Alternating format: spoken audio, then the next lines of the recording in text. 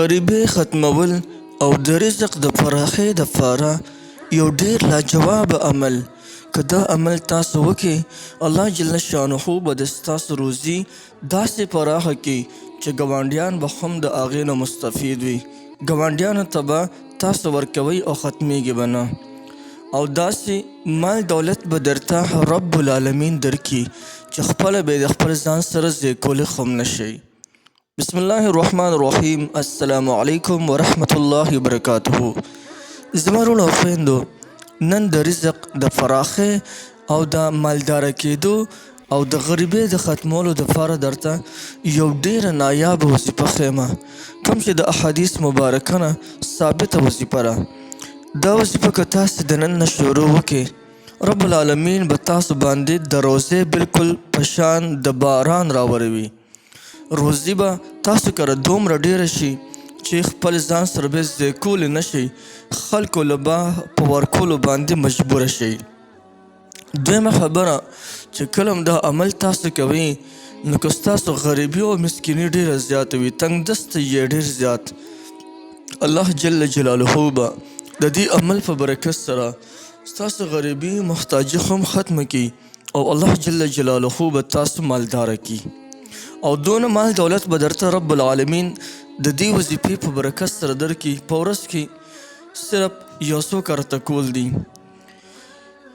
نو انشاءالله چې د دې په برکت باندې به الله جل شانه دومره ډېر مال دولت درکړي چې ځان سره بیا ضایع کولی خوب نشئ. حضرت سهل رضی الله تعالی عنه فرمایي، یو ځل رسول الله صلی الله علیه وسلم مبارک ته یو کس راغلو او ورته د خپلې تنګدستۍ شکایت وکړو، حضرت زما لاس انتخایي تنګ دی، ما سره هېڅ نشته دی، ډېر زیات د مشکلاتو سره مخامخ یم، روزي مې انتخایي لنډه تنګه ده. جناب رسول الله صلی الله علیه وسلم مبارک ورته فرمایل، وی کله چې کله ته کور ته داخلیږي، نو د داخلیدو سره یې سمدستي سلام اچوه. خان که په کور کې څوک وي او که نه وي، خو چې کور ته کله هم داخلیږي نو سلام اچوه. بهترینه خبره دا ده چې کله انسان کور ته داخل شي داسې سلام واچوي، السلام علیکم ورحمت الله وبرکاته، او د هغې نه پس په ما باندې یو پیړۍ درود شریف ووایه، او بیا د هغې نه پس یو پیړۍ سورت اخلاص ووایه، یعنی قل هو الله احد صورت تر د آخره پورې دا ووایه. دا عمل ته جاری ساته، انشاءالله چې الله به دې دغه مشکلات او پریشانی ختمه کړي.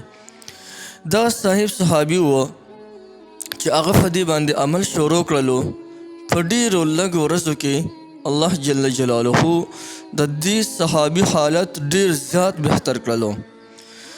مال دولت ورته الله جل جلاله دومره ورکو چې د ده په وهم ګمان کې هم نه تېرېده، او دې نه علاوه ورته رب العالمین روزي داسې پراخه کړه چې د ده د دې روزۍ نه دا نور ګاونډیانو مستفید شول، یعنی نور ګاونډیان هم د ده د روزۍ نه پیدا غشتله، یعنی ده کره د روزۍ به بلکل باران کېده. دا که تاسو هم دا عمل کوئ، نو الله جل شانه به د دې عمل په برکت سره ستاسو تنګدستي ختمه کړي، رزق به په شان د باران په تاسو راورېږي، لکه څنګه چې د دې صحابي په دې کور باندې راورېده. نو یو ډېر زبردست عمل دی او انتخایي آسان دی. اوس که یو انسان وی چې یاره دا خو انتخایي کم دی، نو دا د هغې کس دپاره دی چې هغه سره اړه وخت نه وي. نو په حدیث مبارک کې همدغسې ترتیب راغلی دی، که یو انسان خپل ځان له وظیفه جوړوي، نو هغه دی د صورت اخلاص روزانه 200 کرته وایي. د دې فواید ډېر انتهایي زیات دي. یو دا چې کم انسان 200 ځله روزانه د صورت اخلاص د دې وظیفه کوي، الله جل جلاله به د ټول عمر واړه ګناهونه دې سره معاف کړي، روزي به الله جل جلاله ډېره زیاته پراخه کړي. که تنګدسته وي، غریب او مسکین وي، الله جل جلاله به مالداره کړي، او یا زره ملائک به د دې انسان دپاره د مغفرت سوالونه کوي. نور هم داسې بې شمیره فواید دي نو که یو انسان ځان له وظیفه جوړوي نو هغه له پکار دی چې سورت اخلاص یعنی خاص هغه وظیفې جوړوي نو هغو له بیا پکار دی چې د سورت اخلاص روزانه 200 کرته وای نو یو دا چې ګناهونه به معاف کیږي نیکۍ دا ورته ډېرې زیاتې ملاویږي د څو قرآن مجیدونو د ختم ثواب هم درته ملاویږي لکه 3 ځله د سورت اخلاص وي نو دومره اجر ثواب ورته ملو شي لکه چې یو قرآن مجید دی دا نفس قرآن د ختم کړلو